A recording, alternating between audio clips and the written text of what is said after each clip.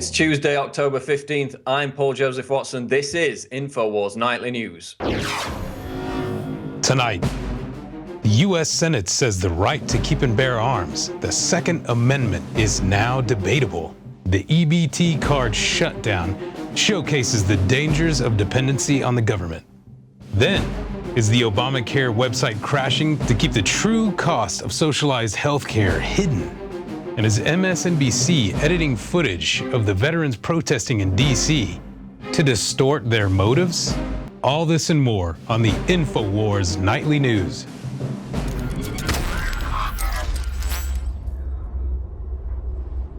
Top story tonight, U.S. Senate says right to keep and bear arms is debatable. According to the U.S. Senate, the right of the American people to keep and bear arms is debatable, despite two separate Supreme Court decisions which confirmed that the Second Amendment protected the right of an individual to own guns.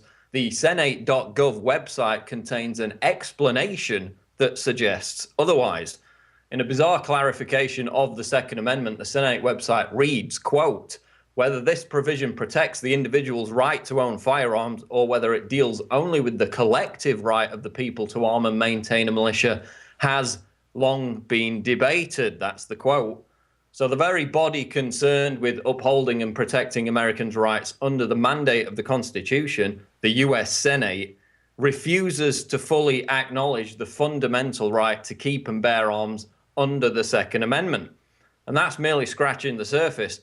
This so-called guide to the Constitution reads like a signing statement for the Bill of Rights. You'll recall those signing statements under Bush where he would just interpret a law any way he wanted. Well, the Senate has now done the same, basically, for the entire Constitution. This article only covers the Second Amendment angle. We're going to have more on the other sections which the Senate feels it needs to reinterpret, and those reports will be coming out soon. EBT card users threaten Rodney King-style riots. While some people reacted to the failure of the electronic benefit trading cards system on Saturday by looting Walmart stores, others raised the prospect of more widespread riots if the system goes down for a sustained period of time. They better resolve something, because if it stays like this, there's going to be an uproar in the city of LA. Like what? A Rodney King, baby. All again, right? Yep. That was the reaction of one Skid Row resident, while numerous others took to Twitter to express similar sentiments. Considering that Walmarts were being looted just hours after this EBT downtime, imagine what a 5-day delay in food stamps would cause. That's the potential fallout from a US debt default, which could occur by the end of this week. Moving on, hidden messages in new $100 bill. A video blogger claims there are hidden messages in the new $100 bill which warn of future nuclear devastation in the United States. Remember, of course, the $20 bill, which if you folded it over, appeared to show the attacks on the Pentagon and the World Trade Center. That was issued in 1998, 3 years before the 9/11 attacks. Well, now, according to Jonathan Kleck, the new $100 bill contains images of nuclear devastation and day after tomorrow style flooding of New York City. So while some are going to read all kinds of symbolism into this, I see it more speaking to the human appetite for apocalyptic fervor and kind of prophecy pornography. It's in that vein. It's debatable. You have to use leaps of imagination and logic to see it. But there's no doubt that people are interested in this. I mean, the one video from Kleck has got something like 150,000 views. So people are fascinated by the supposed symbolism in the $100 bill. The full clip is on the Prison Planet Live YouTube channel, so make your own mind up. Steve Watson reports on Infowars.com, Obama operatives' anti-Tea Party protest draws dismal numbers. An anti-Tea Party protest today at the Capitol building in Washington, D.C., organized by paid Obama operatives, drew numbers so small that many couldn't even find the protest they were supposed to be taking part in. The economic action event, billed as an anti-Tea Party shutdown protest, was put together by Organizing for Action, the social welfare Obama support group. So we saw with the Million Vet March this past weekend, thousands of protesters descend on Washington, D.C., carry off the barricades, as they're known, from the War Memorial, the World War II Memorial, dump them outside the White House. Of course, then we saw the riot cops sent in, examples of police brutality, which Rachel Maddow and MSNBC later edited deceptively to hide. And basically that protest, even though it was epic in terms of some of the images that were coming out of there, drew basically no media attention whatsoever. Well, this Obama protest is not going to draw any media attention either, because basically nobody showed up. Moving on now. Girls threatened with hate crime charges for complaining about transgender bathroom harassment. Does the right of people who identify as transgender to sexually harass girls in public bathrooms trump the privacy rights of the girls being subjected to that harassment? Yes, according to a Colorado school. Female students at Florence High School were threatened with hate crimes charges when they complained about being harassed by a transgender boy in the girls' bathroom. The school ardently sided with the transgender student and suggested that the girls stop using most of the female restrooms if they had a problem with it. After both parents and female high school students complained, the students were told they could be kicked off the athletic team and even hit with hate crimes charges if they didn't stay silent about the issue.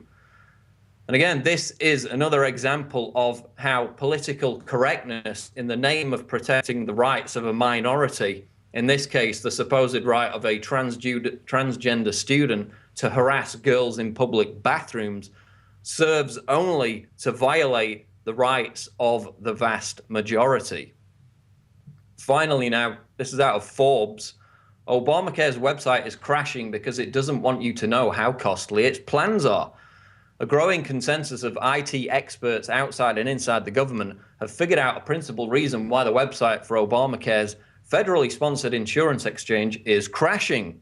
Healthcare.gov forces you to create an account and enter detailed personal information before you can start shopping. This in turn creates a massive traffic bottleneck as the government verifies your information and decides whether or not you're eligible for subsidies. So why did they do this, even with the knowledge that it would crash the entire system, which, as we know, is exactly what happened? Because they didn't want people to realize how expensive the new system really is. And the quotes out the Forbes article attest to that, which when you crunch the numbers, according to a study by the Manhattan Institute, equates to an average 99% more expensive for men and 62% more expensive for women under Obamacare. So to avoid scaring off the middle class who are going to be paying for all this, it actually appears as though the healthcare.gov train wreck was planned all along, and that rather than creating or risking the creation of an instant backlash, the government planned to boil Americans in the pot slowly by deliberately engineering the slowdowns themselves, enabling the true horror of the added expenses under the new Obamacare system to be revealed more gradually. That's it for this portion of the news, but don't go away because after the break, Gigi Annetta presents Tyranny Watch, a special report on the latest examples of police brutality and TSA abuse.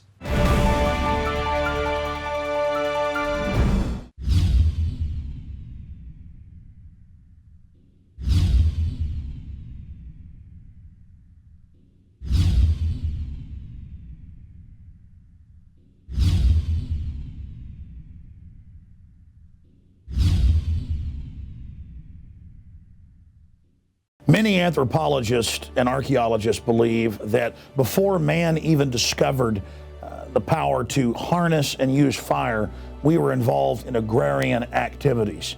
That is, taking the seeds of plants and then replanting them to produce more. The very foundation of our modern civilization and human culture is centered around the planting and cultivation of edible plants. Here are some of the amazing deals at Infowars Seed Center at InfowarsShop.com. The Survival Seed Vault by My Patriot Supply features only the finest survival heirloom seeds for a robust and hardy garden, even in the toughest times. We also have starter varieties of the deluxe seed packages for fruit, salad, salsa, peppers, medical herbs, and more. Go to the Infowars Seed Center at InfoWarsShop.com. And remember, the revolution against tyranny is growing. Introducing Pro One. All of your filtration in one system, portable, on the go. No more do you have 2 or 3 filters to just reduce sodium fluoride. You have a system that cuts out the sodium fluoride and up to 95% of hydrofluorosilicic acid. Advanced manufacturing technology combines silver-impregnated white ceramic with new Aquamedics advanced media for removal of fluoride and other heavy metals, all in one filter element. It is the only one that does it, and out of the gates, we have it discounted at 10% off with promo code WATER. This is the only system that in one unit helps reduce or remove pesticides, herbicides, chloramines, ammonia, and chlorine, hydrofluorosilicic acid, the most common form of fluoride not covered by other fluoride filter brands, and sodium hexafluorosilicate. Get your Pro Pure with the new Pro One filter today at InfoWarsStore.com or by calling 888-253-3139. Welcome back to Infowars Nightly News, and I'd like to remind you, of course, if you're watching this on YouTube, that you can see it first and in high quality at prisonplanet.tv, which is our subscription website, and you don't just get access to the nightly news first as it goes out. Of course, you also get video streaming of the Alex Jones Show, a ton of other multimedia content, speeches, special events, behind-the-scenes footage, and it all goes to support our network. It allows us to continue doing what we do and reach more people. It's the same low price it always has been, so please subscribe at prisonplanet.tv. Coming up now, Gigi Annetta presents her special Tyranny Watch report, which this week focuses on police brutality and TSA abuse. I'm Gigi Annetta. Welcome to Tyranny Watch. So what happened to the freedom to worship? Catholics across the United States are a target for the militant government. They cannot worship at military bases, and priests who offer to do the masses, even for free, are being told that they may be arrested for it. Clearly, the people in Washington, D.C. need to examine their hearts. The deceit reaches over oceans, as Kerry is in Malaysia, and he praises Malaysia for their multi-faith model in the Muslim country that bans Bibles. It's good to know that Secretary of State John Kerry's ideal multi-faith model is a country that seized 20,000 Christian Bibles, banned Ahmadis from praying, and destroys a Hindu temple every 3 weeks. Let's hope his boss doesn't intend to introduce this multi-faith model in the United States. One of the worst problems is forced conversions to Islam, which has become particularly acute since 2001. Despite the provision for freedom of religion entrenched in Article 11 in the Malaysian Constitution. Now, even the non-recognized Muslim sects are in trouble. The Selangor Council of Islamic Religion in Malaysia has issued a notice ordering the Ahmadiyya Muslim Community Malaysia to immediately stop offering prayer services at the National AMC headquarters. The waters are definitely muddy when it comes to multi-faith in this administration. This weekend they had their hands full as people stood up all over Washington. Thank you for being here today, because we, the people, are determined to show the United States military, our esteemed vets, that the size of the heart of America for our vets is immeasurable. We are here to honor our vets. You look around, though, and you see these barricades, and you have to ask yourself, is this any way that a commander-in-chief would show his respect, his gratitude to our military? This belongs to you. This does not belong to the government. It belongs to the people.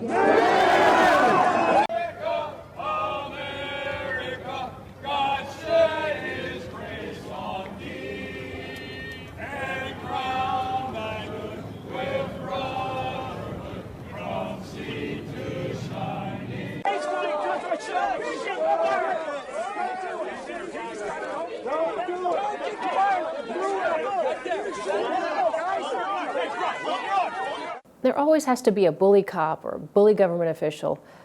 And in New York, a criminal defense attorney reveals that in the Bronx, they actually lied to meet quotas. Narcotic police lied to reach arrest quotas in the Bronx. It'll be interesting to hear details in upcoming weeks about how they threw innocent people in the slammer just to satisfy their job requirements. The TSA absolutely humiliates an 82-year-old woman at Sky Harbor Airport.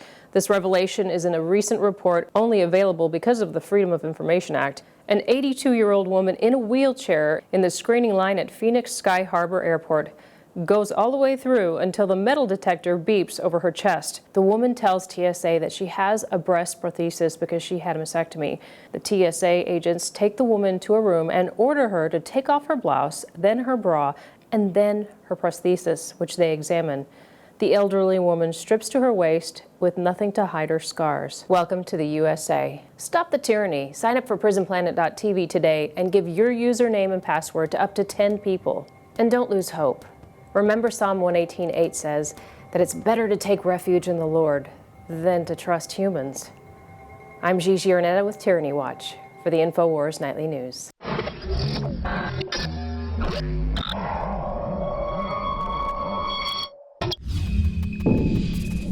Stay tuned, because coming up, David Knight talks to Joel Gilbert about the political scandal surrounding New Jersey Senate candidate Cory Booker. That's coming up next on Infowars Nightly News.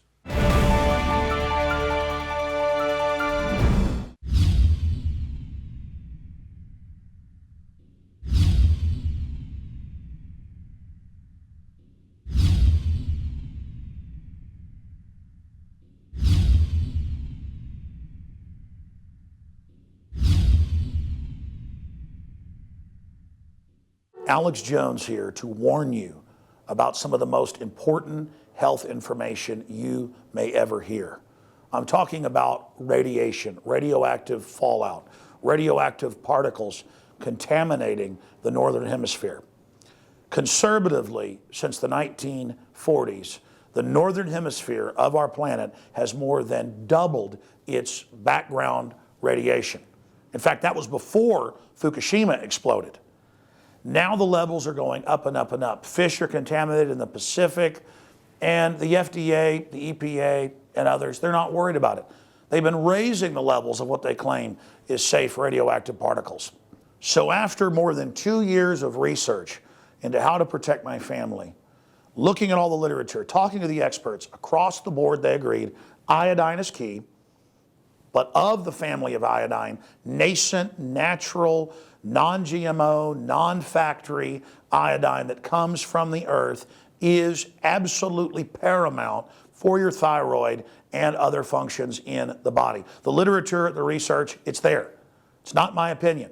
It is admitted that iodine is essential for the health of our bodies overall, and nascent iodine is the best form. Now, we're announcing the launch of InfoWarsLife.com, and we're going to bring you scores of products over the next few years that we're researching and developing. But nascent iodine is the first product we're coming out with because it's so important, and it's also listed as a fluoride detoxer. It does so many other things. Your body needs it, and when you don't have enough iodine, forget the radiation, your thyroid absorbs the sodium fluoride and other things. Nascent iodine and InfoWars Life Survival Shield in double strength at half the cost of the leading competitors. Please visit InfoWarsLife.com today. Well, tomorrow, Wednesday, October the 16th, there's a special election to replace deceased Senator Frank Lautenberg, who died in office earlier this year. Now, one of the candidates there, Cory Booker, is the mayor of Newark, New Jersey.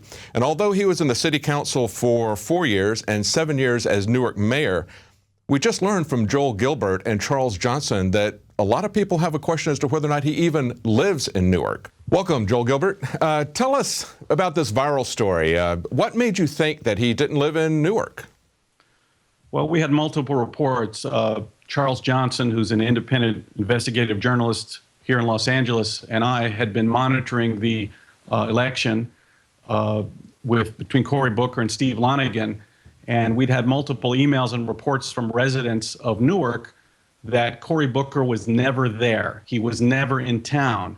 And what first piqued our interest is the repeated claims by Cory Booker that he was a type of Batman figure. He would show up at the scene of police events, high-profile events, and claim to arrest people, save people from burning buildings. Really? And claim to be rescuing people on the streets. And then we noticed that his campaign slogan was, quote, "Cory Booker does not run away from problems, he runs towards problems." So it seemed obvious that he was trying to create this narrative. Maybe he's a New York firefighter. Well, I don't think so. I think he's trying to, we thought that he was trying to prop himself up by overcompensating, that he's always the man on the spot, he's always there. So we decided to go to Newark and talk to people and investigate the truth. How can this be that this particular mayor saves dogs from freezing on the porch? He claims to have rescued a woman from a burning building, and on and on. So as soon as we hit the streets and started speaking to people, we found out two things. They all claim that Booker is never there, and that he simply rides around in the car, either with the police or with a police scanner, and shows up at high-profile events, and then claims to somehow be involved and save the day. So this is why we went there, and we discovered not only that most of these scenes of personal heroism were phony, but that Booker is really never seen in the city, and he does not live at the addresses which he purports to live at. Yeah, and he filed for Senate, and there are 6 people that filed for Senate. Now, he used a P.O. box when he filed for Senate. Now, one of the other candidates as well used a P.O. box, but he has 2 residences that he claims are in Newark, 435 Hawthorne and 19 Longworth. Did you go to both of those, and what did you find? That's correct. He actually had a third as well, which was a crack house, which we went to and was boarded up, and we found that he had recently sold for $1 and owed back taxes. The other 2 residences, the 435 Hawthorne, we went to. We spoke to several neighbors, including a woman named Tashay Thomas and James Sharp, and they said, "We're here every day. We saw him one time in 2009. He does not live here. He's a liar," quote unquote. We saw a man in the window and spoke to him. He said his name was Officer Martinez, and I asked him if he was a tenant. He said no, that he's a security there. So it was pretty clear that Booker was nowhere to be found near that location. Then we went to 19 Longworth.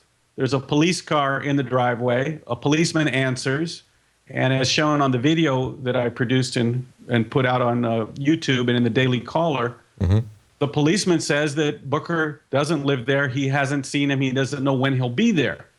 So in response to this, yesterday, the Booker campaign said that Booker moved from Hawthorne to Longworth 2 weeks ago, which makes no sense. Number one, why would you plan a move in the middle of a Senate campaign? The fact that when we were at Longworth, the policeman there had not seen him or knew when he was around.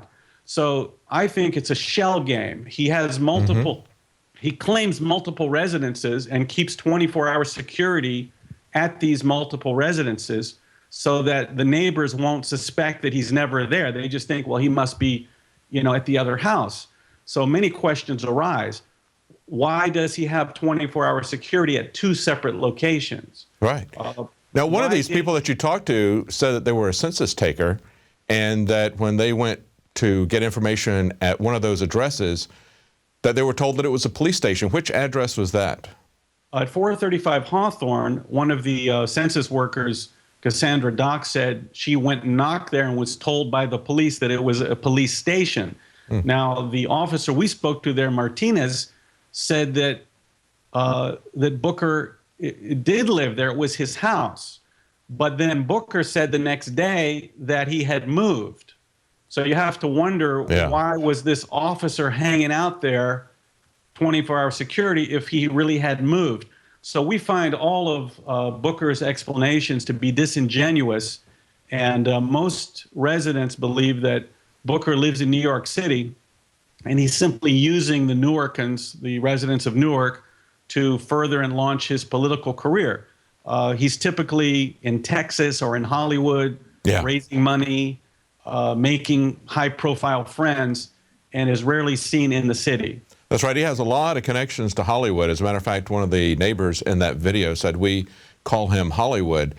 His big supporters are in Hollywood, and of course he has very close ties to Obama, who himself has some questionable background issues and a very changing story in his own personal background. And so we see this again with Cory Booker. That's very disturbing when we don't know anything about these people that are getting elected to very high office. Well, that's a phenomenon, a very dangerous phenomenon that I've chronicled in my film, Dreams from My Real Father. Yes. Where I showed that Barack Obama's personal and political background are very, very different from what he claimed. He claimed that his father was a goat herder from Kenya, and he was uniquely qualified with this background to bring people together in compromise. I showed that his real biological father, who became his ideological mentor, was a Communist Party USA propagandist named Frank Marshall Davis, who was also a Soviet agent. Now, Obama admits that he was raised by this guy, but claims that it was just a friend of the grandfather. So we have Cory Booker, almost an Obama clone in some sense. We don't know where he lives. He claims all these fantastic stories of saving the day and being Batman and rescuing people from burning buildings, but the media refuses to question this narrative. They refuse to question it. Now, Charles Johnson wrote the article, and I did the video on this investigation, and already the next day you have Slate Magazine, Media Matters attacking us. Absolutely. It's gone viral. It's a big issue. Well, we're out of time, Joel Gilbert. Tomorrow is the election, and we'll see, but he certainly does have some connections with Batman, even if it's just his secret identity and his hidden lair, right? Thank you very much. I think I found that Cory Booker's potential voters were not motivated. They all hated him, and that Lonigan's voters were highly motivated. So I think it's going to be close. I think it'll be close. All right. Be interesting to see. Thank you very much. Interesting report. Thanks for having me. Well, it'll be interesting to see what happens in that special election tomorrow, but we already have a powerful politician whose background has a lot of question marks that we're not allowed to investigate. But Joel Gilbert did investigate it, as he mentioned in this interview, Dreams from My Real Father, and that's available at InfoWarsStore.com. It goes into Obama's background, and it is something that you ought to be concerned about when we have people elected to the highest offices in the land and we know nothing about them. That's a very frightening prospect. That's not transparent government like we need to see. Well, that's it for tonight. We'll be back tomorrow at 7 Central, 8 p.m. Eastern. Stay tuned after the news for more special reports. Now you can watch The Alex Jones Show live as it happens at Infowars.com/show.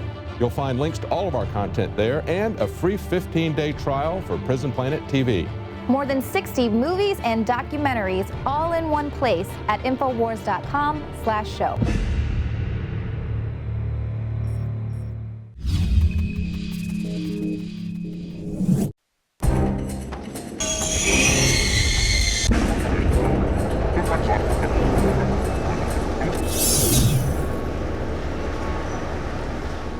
Can I ask you what I was doing wrong? Tell you, I can find out you can legally help. So you can just stop anybody in the world for rudely displaying, yes. Oh, how am I rudely displaying a gun? I'm walking. My name's Jonathan Garcia. I'm with Open Carry Texas, and I'm out here today to show my support for Master Sergeant C.J. Grisham. The Master Sergeant who was unlawfully arrested and disarmed over in Temple. His trial starts today. How are you feeling about the proceedings so far? Well, it's all been procedural right now, just picking a jury. I don't think I have anything to worry about. The facts are on my side, and the case is going to unfold that way, and I'm going to walk out of here a free man, and then I can begin to hold the people accountable that put me through all this. They asked the jury who was familiar with the case, who had seen the video. About half of them stood up. I think it was more than half. I think it was like 80% of the people stood up and said they were familiar with the case. So do you think that's good, bad, indifferent? You know, it's hard to tell. There are a lot of people who are familiar with the case that completely believe that I'm in the wrong. I call them statists, And then there are those that saw that I wasn't doing anything wrong at all. I call them constitutionalists. Saturday, open carry march on in San Antonio, line in the sand. We're gonna be from 10 to 1 o'clock. We've got over 1,000 people coming. And it's gonna be a great big event. All kinds of groups and organizations coming together to spread the word about open carry. So be there, San Antonio at the Alamo, 10 o'clock this Saturday, October 19th.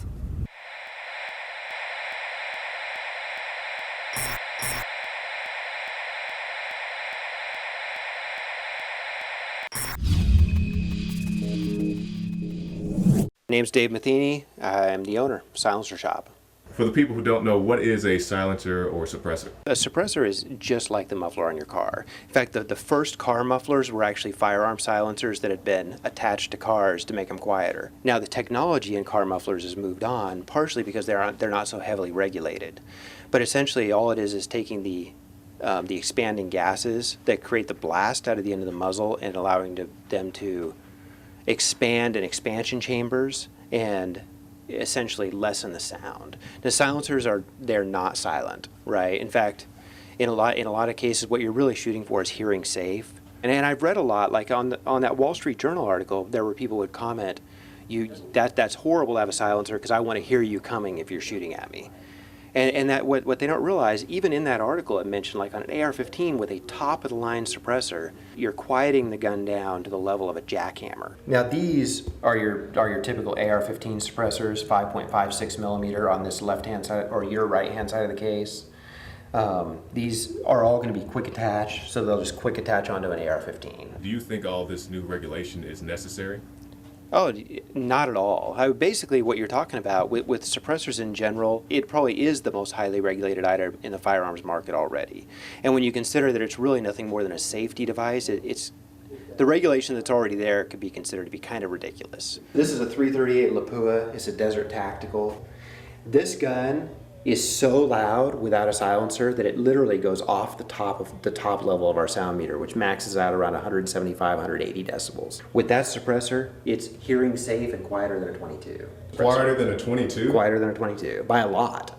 Explain to us the difference between having a Class 3 license or the trust that you do. Well, a Class 3 license is a license to sell silencers. So, for example, we would have a Class 3 license. We sell a lot of silencers. When you purchase a suppressor, there are 3 ways to register it. The most restrictive way to register is as an individual. Because if you register as an individual, it really is tied to you as a person. So let's say you buy one as an individual, your wife uses it on a home defense gun when you're not home, that's a felony. So what a lot of people do in order to deal with situations like that is to use a trust. So you set up a trust, really simple thing to set up. You add your family members to it, and then anybody who's listed in the trust as a trustee can have independent possession. What they're talking about the gun trust loophole. They fill out all the paperwork that goes directly to the ATF and sits there for 7 to 8 months before it gets approved. I don't know if it's just me, but to me that is not what criminals do.